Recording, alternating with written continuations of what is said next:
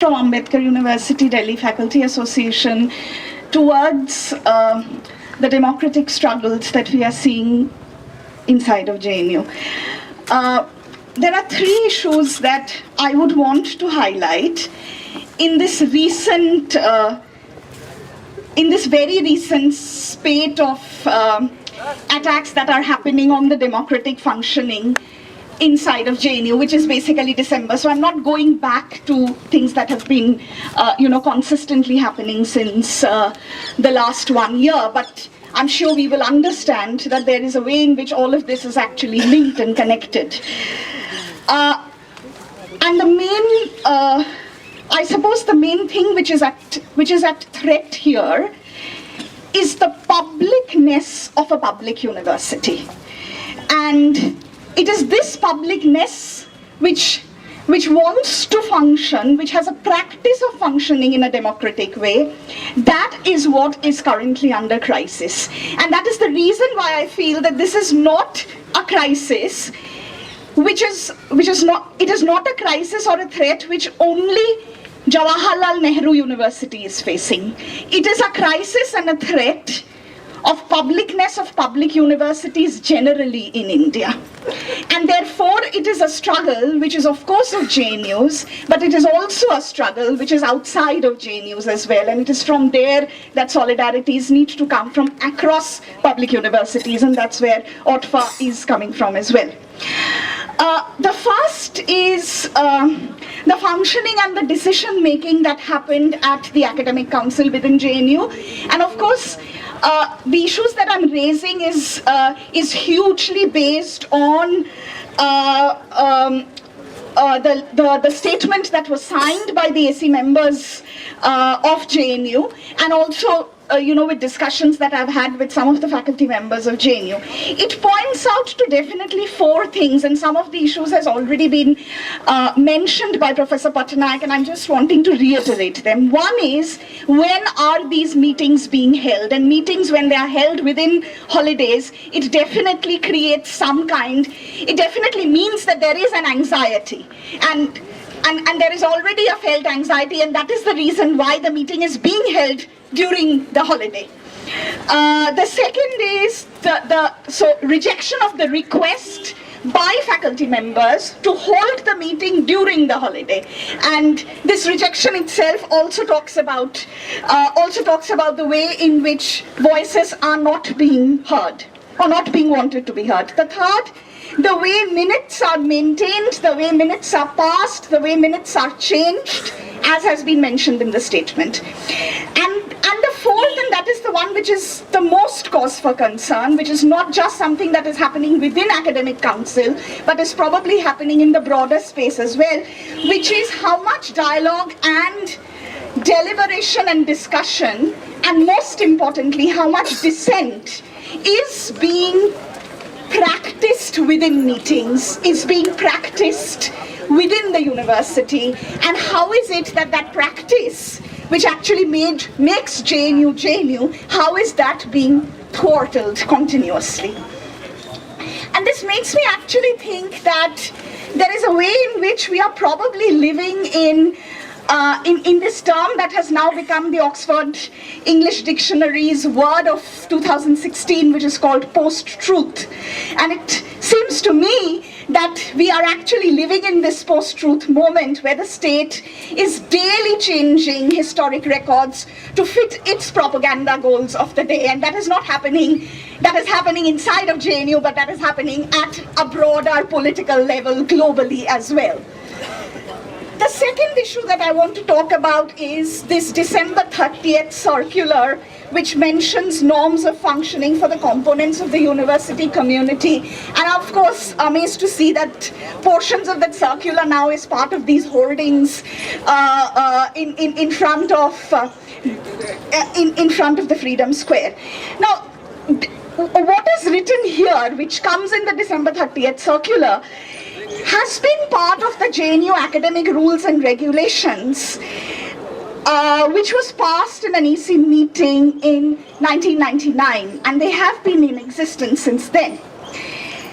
It has it is now being used, it is now being wreaked out and used against faculty as well as against students. And I'm kind of trying to think that there's something that's there, which is probably to make us understand what is the difference between a law or a rule or a regulation in paper and a law or a rule or a regulation in action. And there is a way in which one has to keep in mind JNU and other public universities cannot be reduced to only a set of rules, only a set of laws, only a set of regulation. There are cultures and practices which make these universities, and how is it that one upholds those cultures and practices beyond the rules and beyond the laws is what this struggle is also all about, I would think. Because the basis of the action which is now happening, which is being quoted there, lies in an idea. And the idea is to sanitize certain spaces, and which is already there. Sanitize spaces from gheraos, from sittings, or to designate spaces for peaceful and democratic protest, which is 20 meters from this particular space. Now, I suppose it's important to remember that to reclaim public spaces as ours, and I think, I suppose this our is what is important here. Who is JNU? And JNU is for whom, or JNU represents whom, or who is the public in public universities is something which needs to be reclaimed, and histories of reclaiming public spaces exist both in India as well as outside of India, and I'm kind of trying to think about two examples here. One is, of course, the temple entry movements that Ambedkarite groups did during the 1920s and the 1930s to actually make a claim that temples are public spaces and the roads that lead to the temples are public roads, which can be and should be accessed by everybody, and it cannot be discriminated based on caste. That was one kind of way in which public spaces were reclaimed. The other kind of way in which public spaces have been reclaimed has consistently happened through Reclaim the Night marches that women's movements and women's groups across the globe has done for many, many years, so that people across all genders can walk freely in public spaces. It is this publicness of public universities which are symbolized, that the public universities symbolize, also in the way in which public spaces are creatively used when protests happen or while protesting. Making fortresses, as has happened here, or cordoning of spaces only perpetuates a culture of suspicion, and probably that culture of suspicion is a response to the culture of anxiety to hold academic council meetings during holidays. And this is, of course, something that needs to be challenged. The third and the last point that I want to say is the way in which the Viva Voce seems to become the significant basis for admission to MPhil and PhD as per the UGC notification of May 2016, which needs to definitely be resisted strongly. It is a move, first of all, a move completely away from the 2009 notification, the UGC notification. And what it says is the entrance test, the written entrance test, shall now be qualifying, with qualifying marks as 50%. Now these two words, qualifying, which come in that sentence is important, because then it makes us wonder whether the written test is now only a qualifying thing and everything now is based on the Viva Voce. It's the Viva Voce, or it's an interview, or it's a presentation. There are these three things that are said around the Viva Voce. And it says something even more, I suppose, dangerous about the Viva Voce, which is that the Viva Voce tries to test the competence of the student.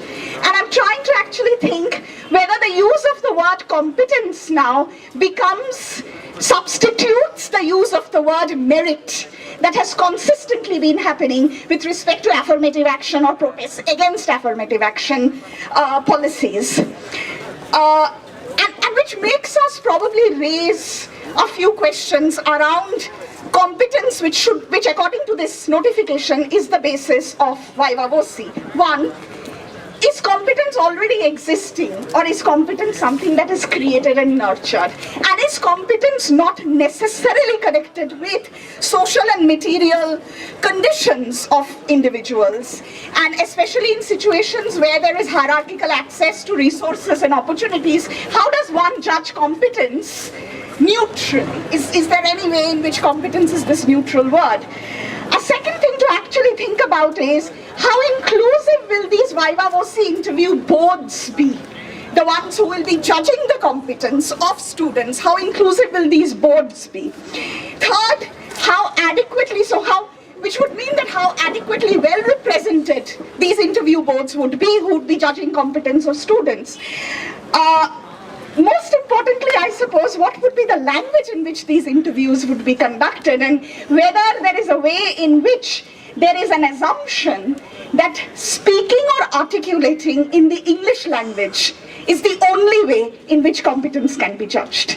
So I suppose there are various ways to actually think whether at all this is a way to be inclusive, or this is actually a way for only reinforcing privilege and the privileged community to have access to higher education.